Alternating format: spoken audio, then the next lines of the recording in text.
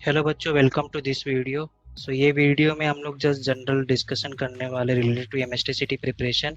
And मैं कुछ बच्चों के क्वेश्चन एंड आंसर है वो कमेंट करते हैं, उनका मैंने आंसर दूंगा। मैंने क्वेश्चन लिख के रख लिए। कुछ बच्चों ने पूछा हाउ आई प्रिपेयर्ड फॉर एमएसटीसीटी। मेरा स्कोर जो था 185 था इन पीसीएम। मैंने बायोलॉजी भी दिया था, I got in biology 82 out of 100। How I prepared for MSTCT, basically मैं आपको इतना बताऊंगा। जो आपका पहला तो आपका 12th का जो स्टडी है वो क्या होना चाहिए, प्रॉपर होना चाहिए। ठीक है। 12th के लिए स्टडी के लिए स्कोर जो है, जैसे कि आपको पीसीएम में स्कोर करना है तो पहले तो आप अपना मैथ सुधारो। ठीक है। मैथ्स में कैसे कि एक क्वेश्चन आपका 2 मार्क्स है। यदि आपका मैथ्स आपने जो गवर्नमेंट बुक है आपकी पूरे बुक सॉल्व की है, सॉल्व अनसॉल्व इवन मिसलेनियस का भी हर एक प्रॉब्लम सॉल्व किया है, देन आपका मैथ्स का स्कोर क्या होगा, इम्प्रूव होगा। ठीक है। मैथ्स का स्कोर यदि आपका बढ़ेगा, लाइक 100 में 80 प्लस जाएगा, तो आपका और पीसीएम स्कोर इनडायरेक्टली बढ़ेगा। चलो आप मैथ्स में 100 में 100 मारते हो, ठीक है, पीसीएम फिजिक्स केमिस्ट्री में आप 25 मार्क्स लाते हो, फिर भी आपका स्कोर कितना हो रहा है, 150। ठीक है। मेरा मैथ्स का स्कोर कितना था, 98 था। मेरा एक क्वेश्चन रॉन्ग हुआ था बस। इम्पोर्टेंट क्या, मैथ्स का स्कोर। और क्यों इंपॉर्टेंट है मैथ्स का स्कोर? सीटी के लिए इंपॉर्टेंट नहीं है, आप इंजीनियरिंग के लिए जाने वाले हो, 4 साल इंजीनियरिंग पढ़ोगे, कोई भी ब्रांच इंजीनियरिंग के ले लो, आपको 2 या 2.5 साल तक तो मैथ्स ही आपका पीछा नहीं छोड़ेगा। क्योंकि इंटीग्रेशन डेरिवेटिव इंजीनियरिंग का क्या लैंग्वेज ही है आपका। कोई भी even maths as a subject नहीं होता इंजीनियरिंग में, उसमें बहुत सारे सब्जेक्ट होते हैं, बट हर एक सब्जेक्ट का जो लैंग्वेज रहेगा मैथ्स के टर्म्स में ही रहेगा। इंटीग्रेशन डेरिवेटिव आप बहुत बार देखोगे। ठीक है। तो आप इस परस्पेक्टिव से मत पढ़िए कि आपको सिटी में स्कोर लाना है तो मैथ्स में 100 में 100 लाओ। आप ये भी सोच के पढ़िए आपको जो आगे कैरियर लेना है, इंजीनियरिंग कैरियर, वो मैथ्स पे ही है पूरा। आपका 2.5 साल तक मिनिमम 2 ईयर्स, फर्स्ट 2 ईयर्स तो मैथ्स है ही है। कुछ कुछ ब्रांचेस रहती है, कंप्यूटर साइंस हो गया, ठीक है, इलेक्ट्रॉनिक्स हो गया, उसमें 1-2 सब्जेक्ट और रहते हैं मैथ्स के। ठीक है। मैथ्स के सब्जेक्ट मतलब कभी भी आपको ऐसा लिख के नहीं आएगा मैथमेटिक्स, ठीक है, वो अलग सब्जेक्ट्स रहते हैं, उनका नाम न्यूमेरिकल, स्टैटिक्स, ऐसे ऐसे मैथ्स के अंदर ही बहुत सारी ब्रांच आती है। मैथ्स इंजीनियरिंग के लिए भी ज़्यादा इंपॉर्टेंट है। पहला तो अपना मैथ्स सुधारो। ठीक है। यदि आपका मैथ्स में स्कोर कम रहेगा ना, तो वैसे भी इंजीनियरिंग में आपका फिजिक्स केमिस्ट्री उतना नहीं रहेगा। ठीक है। फिजिक्स का केवल जो आपका इलेक्ट्रॉनिक्स इलेक्ट्रिसिटी पार्ट है वो रहेगा। ठीक है। बट मैथ्स का स्कोर ज़्यादा इंपॉर्टेंट, इसलिए मैथ्स पे कॉन्सेंट्रेट करने के लिए मैंने क्या बोला, आपका 11-12 का सॉल्व अनसॉल्व और मिसलेनियस का एक प्रॉब्लम भी मिस नहीं किया रहेगा, देन आपका मैथ्स का स्कोर इनडायरेक्टली 90 प्लस आएगा। ठीक है। उसके बाद मैथ्स के स्कोर, मैथ्स का आपका 11 प्लस 12 प्लस या 11-12 का गवर्नमेंट बुक सॉल्व हो गया, देन आप प्रीवियस ईयर के क्वेश्चन भी सॉल्व करो। और ये दोनों साइमल्टेनियसली सॉल्व करो, बुक के क्वेश्चंस, गवर्नमेंट बुक के क्वेश्चन और प्रीवियस ईयर के क्वेश्चन साइमल्टेनियसली सॉल्व करो। आपका मैथ्स का स्कोर क्या हो जाएगा, इम्प्रूव हो जाएगा। ठीक है। नेक्स्ट थिंग आपका, देन आप इसके बाद क्या कॉन्सेंट्रेट करो, केमिस्ट्री। केमिस्ट्री के जो प्रॉब्लम रहते हैं वो स्ट्रेट फॉरवर्ड रहते हैं, वो क्या थियरी रिलेटेड सब्जेक्ट है। केमिस्ट्री में बहुत थियरी, लाइक आपका ऑर्गेनिक रिएक्शन, ऑर्गेनिक केमिस्ट्री पूरा रिएक्शन आपको ध्यान में रखना है। आपको क्वेश्चन आएगा तो रिएक्शन रिलेट करके क्वेश्चन पूछता है। आपका केमिस्ट्री के लिए भी चैप्टर वाइज रिवीजन करना है, तो चैप्टर वाइज आप एक बार पढ़ लो और प्रीवियस ईयर के क्वेश्चन सॉल्व कर लो, इतना इनफ है। ठीक है। देन आता है आपका फिजिक्स। ये फिजिक्स जो रहता है आप कितना भी पढ़ लो, ये हार्ड सब्जेक्ट रहता है। हार्ड सब्जेक्ट नहीं बोलते, बोल बोल के लोग इसको हार्ड कर देते। यदि आप इसको प्रैक्टिस ज़्यादा करोगे तो ये सब्जेक्ट ईजी है। दो चीज़ जो ऊपर मैथ है और केमिस्ट्री है, ये दोनों क्या है, वोलाटाइल है। मैथ आपने सॉल्व नहीं किया, इंटीग्रेशन डेरिवेटिव जो भी है आपका, कोनेक्स है, ये सब फॉर्मूले रिवाइज नहीं किए तो ये उड़ जाएगा। केमिस्ट्री में भी थियरी है, यदि वापस देखा नहीं, एक दिन देखा फिर 5 दिन के बाद बुक खोलोगे तो उड़ जाएगा। बट फिजिक्स का कैसा है कि फिजिक्स में एक चीज समझने के लिए हमको बहुत टाइम लगता है, ये जल्दी भूलता नहीं है। क्योंकि एक एक चीज को समझने के लिए आप जितना टाइम लगाओगे, जितना सोचोगे, तो ये फिजिक्स पत्थर जैसा है। पत्थर पे कैसे है, क्या एक बार एक लकीर बन जाता है तो मिटता नहीं जल्दी। ठीक है। फिजिक्स एक बार समझ गया तो भूलता नहीं है, इसको आप कर सकते हो। 1 या 2 दिन बाद, 3-4 दिन बाद, 5 दिन बाद देखोगे तो फिजिक्स थोड़ा दिमाग में रहता है। बट केमिस्ट्री मैथ्स वोलाटाइल उड़ जाएगा। ठीक है। तो पहला इंजीनियरिंग करना है, पीसीएम करना है, तो आप मैथ्स सुधारो, देन केमिस्ट्री पे कॉन्सेंट्रेट करो, देन फिजिक्स पे कॉन्सेंट्रेट करो। ठीक है। सो मेन पीसीएम का स्कोर मैथ्स डिसाइड करता है और पीसीबी का स्कोर आपका बायो डिसाइड करता है। बायो के लिए तो आपका थियरी बुक का जो भी गवर्नमेंट बुक है इसके हर एक लाइन आपको पता होना चाहिए। आपका चाहे वो एंजियोस्पर्म वाला चैप्टर हो, रिस्पिरेशन हो, फोटोसिंथेसिस हो, सर्कुलेशन हो, आपका नर्वस कोऑर्डिनेशन हो, ब्लड प्रोडक्शन चैप्टर हो, हर एक लाइन आपको पता होनी चाहिए थ्योरी। ठीक है, सो थियरी वाले यही दो सब्जेक्ट, एक बायोलॉजी होता है, दूसरा केमिस्ट्री होता है। ठीक है, बाकी मैथ्स और फिजिक्स तो मैथ्स तो पूरा न्यूमेरिकल है, फिजिक्स भी आधे से ज़्यादा 35% तो न्यूमेरिकल बेस्ड क्वेश्चन ही होते हैं। 35% नहीं, मैं 35 मार्क्स बोलने वाला हूँ। 35 मार्क्स में 10 मार्क्स के आपके क्वेश्चन तो केवल फॉर्मूला अरेंजमेंट भी रहते हैं। ठीक है, सो पहले तो मैथ्स का स्कोर सुधारो, देन आपका केमिस्ट्री, ठीक है, देन आपका फिजिक्स। और मैंने आपको यही बताया, जब भी आप कोई भी मॉक टेस्ट अटेम्प्ट करते हो पीसी पेपर के लिए केमिस्ट्री पहले अटेम्प्ट करो। मैंने जब मेन एग्जाम, मैंने पूरा ईयर मॉक टेस्ट दिया, केमिस्ट्री पहले अटेम्प्ट किया, बट मेन एग्जाम में मेरे को लगा कि फिजिक्स को ज़्यादा टाइम लगता है, इसलिए मैंने फिजिक्स अटेम्प्ट कर दिया। वो मेरा रॉन्ग चॉइस था। आप कभी भी केमिस्ट्री अटेम्प्ट करो। ठीक है, ठीक है, मैंने फिजिक्स पहले अटेम्प्ट कर दिया था, फिर मैंने केमिस्ट्री टोटल आधे घंटे में सॉल्व किया था। उसमें भी मैंने लास्ट के क्वेश्चंस 10 क्वेश्चन मेरे बाकी थे, मैंने उसमें 2-3 क्वेश्चन सॉल्व किए, बाकी 6 क्वेश्चन मैंने ABCD तुक्का मार दिया। ठीक है, सो उसमें टाइम नहीं रहता, इसलिए पहले केमिस्ट्री सॉल्व करो, देन फिजिक्स सॉल्व करो। So how I prepared for MSTCT मैंने आपको बताया। पहले मैथ्स कॉन्सेंट्रेट करो, देन केमिस्ट्री। ये दो मैथ्स और केमिस्ट्री का रिवीजन रोज होना चाहिए। ये दोनों वोलाटाइल सब्जेक्ट है, नहीं किया तो उड़ जाएगा। ठीक है, सेकेंड है why I have taken admission in visit a not in COP। मेरा स्कोर 185 था, मैं मुंबई का रहने वाला हूँ, मुंबई में मुझे विजिट एक फेमस कॉलेज पता था, और मेरे टाइम पे मुझे इतना अवेयरनेस नहीं था। बच्चे, मेरा मेन कंसंट्रेशन मुझे अपने स्टडी पे करना था। मैं यहाँ पे ये नहीं, मेरे को केवल एक ही दिमाग में था, मुझे विजिट आई चाहिए, मैंने यही सुना हुआ था। COP के बारे में मुझे पता ही नहीं था कि ये कॉलेज होता भी है। ठीक है, ये तो मुझे तब पता चला जब मैं एडमिशन फॉर्म भरने लगा, तब COP करके सुना। बट मुझे मुंबई में ही रहने वाला था, इसलिए मुझे विजिट ही पसंद था। ठीक है, और मेरा फैमिली में भी सब विजिट ही बोलते थे, इसलिए मैं विजिट ही किया। थर्ड क्या है sir, mock test from which book. मैं जो आपको मॉक टेस्ट प्रोवाइड कर रहा हूँ आपका अरिहंत पब्लिकेशन है, जिसके 24 प्रैक्टिस पेपर है, और प्लस दूसरा मैं प्रोवाइड करने वाला टारगेट, जिसमें टोटल 20 आपके क्या है प्रैक्टिस टेस्ट है। सो ये अरिहंत में केवल PCM के लिए है। इसमें 1 से 19 का आपको सॉल्यूशन दिया है, 20 से 24 जो भी मॉक टेस्ट है उनका मैं केवल आंसर की दे रहा हूँ। 1 से 19 मॉक टेस्ट का आपका मैंने आंसर की भी दिया है, सॉल्यूशन भी दिया है। टारगेट का जो मैं नेक्स्ट अभी देने वाला हूँ, जिसमें मैं PCB इंक्लूड करने वाला हूँ, ठीक है, इसमें आपको सॉल्यूशन आंसर की दोनों मिल जाएगा, मतलब 25 से लेके 45 तक के। ठीक है सर, देन नेक्स्ट क्वेश्चन है mock test average score sir 100 और 120 के बीच में है, आगे नहीं बढ़ रहा है। आगे क्यों नहीं बढ़ रहा है? क्योंकि आपका मैथ्स का स्कोर कम आ रहा है ना। आपका मैथ्स का स्कोर इम्प्रूव करो पहले। आप मैथ्स में 100 में 100 लाओ, अपने आप बाकी सब्जेक्ट्स आपका स्कोर क्या हो जाएगा, ज़्यादा हो जाएगा। ठीक है, देन आपका केमिस्ट्री का स्कोर देखो देखो आपका जो फिजिक्स केमिस्ट्री का पेपर है, मैं समझ सकता हूँ ये है कि दो डिफरेंट सब्जेक्ट्स हैं, इनमें आप एटलीस्ट 25, पहला फर्स्ट आपका स्टेप होना चाहिए। आप टोटल मार्क्स से, फिजिक्स 50 मार्क्स का पेपर होता है, केमिस्ट्री 50 मार्क्स का पेपर होता है। पहला तो आप अपना लेवल बनाओ आधा मार्क्स लाने का, 25 मार्क्स लाने का। 25 मार्क्स कैसे आएगा फिजिक्स में? कल ही मैंने फिजिक्स के कुछ मेन चैप्टर बताए, जैसे इलेक्ट्रिसिटी एंड मैग्नेटिज्म के जो सारे चैप्टर है, like electricity, current, electricity, MEEC, magnetism, EMI, ये सब पढ़ लो। मोशन वाले चैप्टर है, circular motion, rotational motion, waves वाले चैप्टर है, आपका wave motion, stationery waves, wave theory, interference, ये सब पढ़ लो। जो ग्रुप वाइज चैप्टर वो पढ़ लो।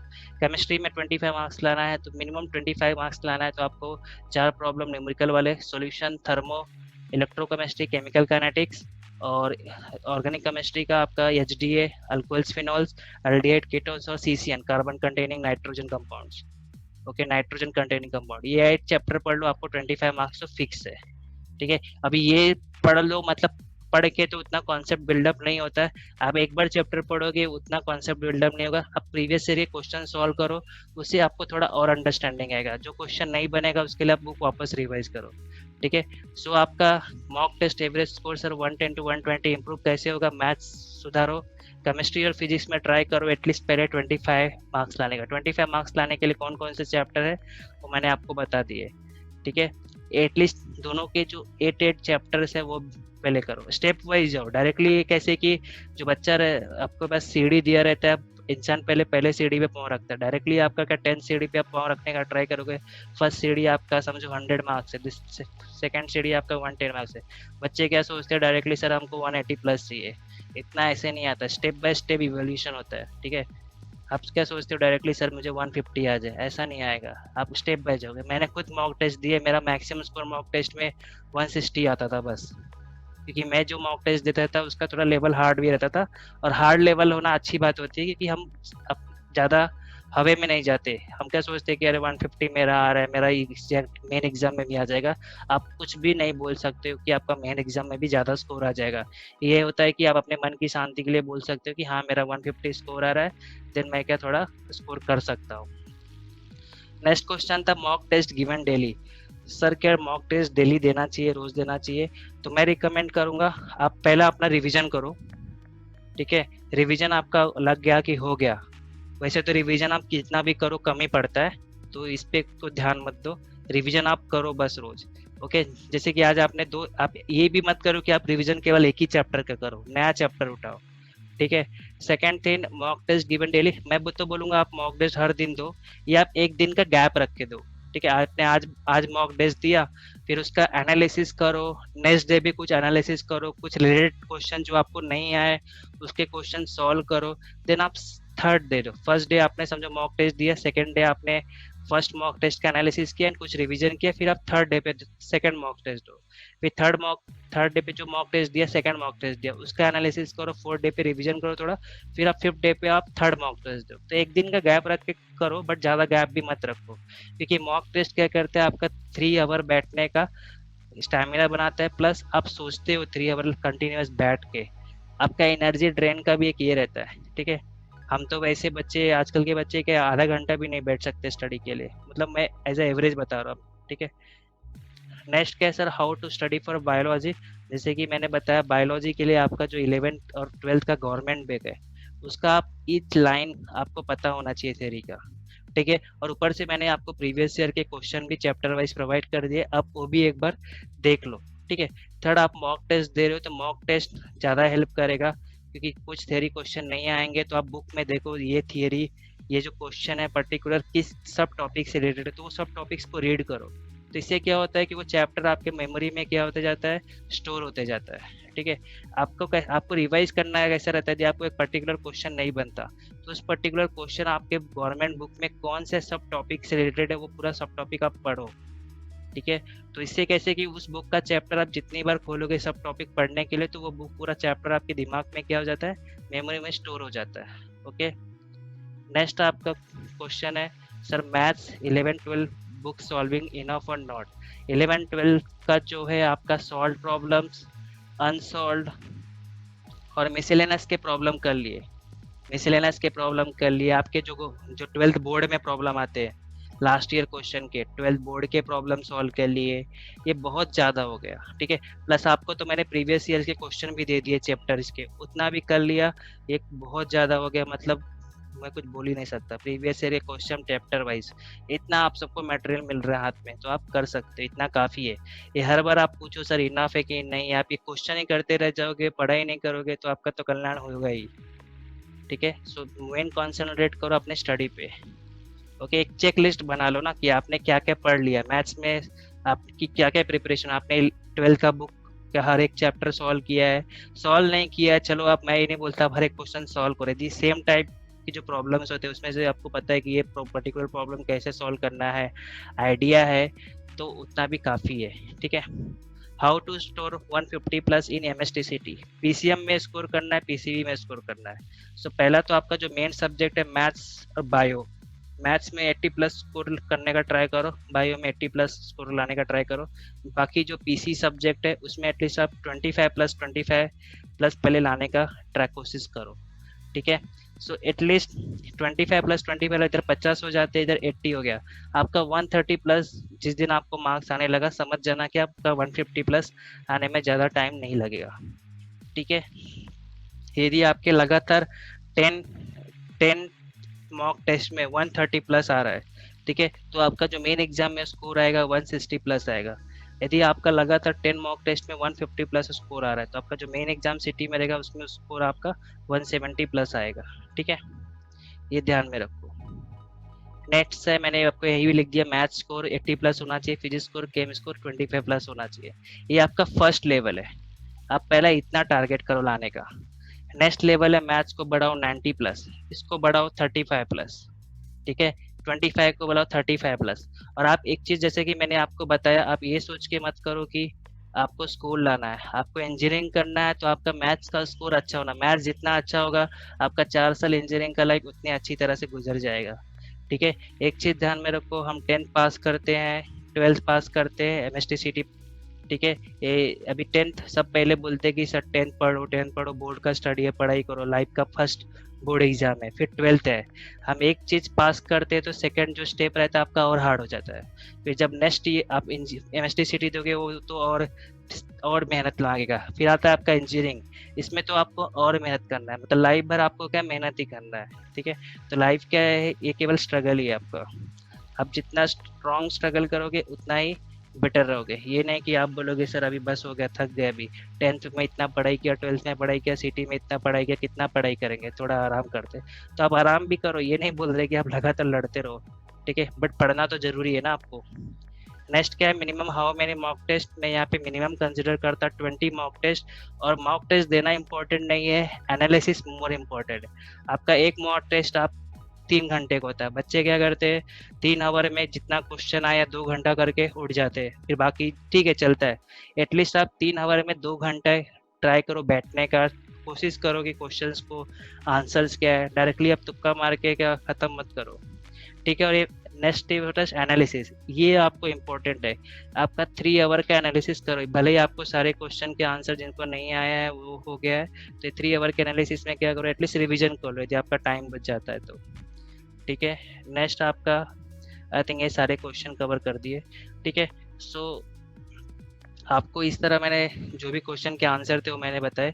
आपको अभी नेक्स्ट कोई क्वेश्चन रहेगा तो मैं यहाँ पे आपको इस जनरल टॉक के डिस्क्रिप्शन में गूगल फॉर्म दे दूंगा, आप उसमें अपने क्वेश्चन और डाउट जो भी रहेंगे, क्वेश्चन, डाउट और एनी कमेंट, ठीक है, और एनी आपको गाइडेंस चाहिए तो आप मुझे क्या कर उस गूगल फॉर्म में अपने नाम के साथ अपना क्वेश्चन एंड डाउट लिख देना, ठीक है। कैसा होता है कि आप हर एक वीडियो के नीचे जाके मेरे डिफरेंट वीडियो जो भी मैंने अपलोड किया आप उसके हर एक के नीचे कमेंट करते हो, फिर बाद में वो क्या, अभी मैं हर एक वीडियो खोल के कमेंट देखने में बहुत ज़्यादा टाइम कंज्यूमिंग हो जाता है और उस चक्कर में क्या कुछ बच्चों के क्वेश्चन मिस हो जाते हैं, ठीक है। सो कैसे कि मैं बहुत सारे बच्चों के तो देखता हूँ बट कुछ बच्चों के मिस हो जाते हैं, इसलिए मैं क्या करता हूँ इसी डिस्क्रिप्शन में जो भी आपका जनरल टॉक 2 है एक गूगल फॉर्म अटैच करता हूँ, उसमें आप अपना नाम और आपका जो भी क्वेश्चन रहेगा वो आप लिख देना, सो दैट मैं नेक्स्ट जनरल टॉक में आपको एक आंसर दे दूंगा, ठीक है।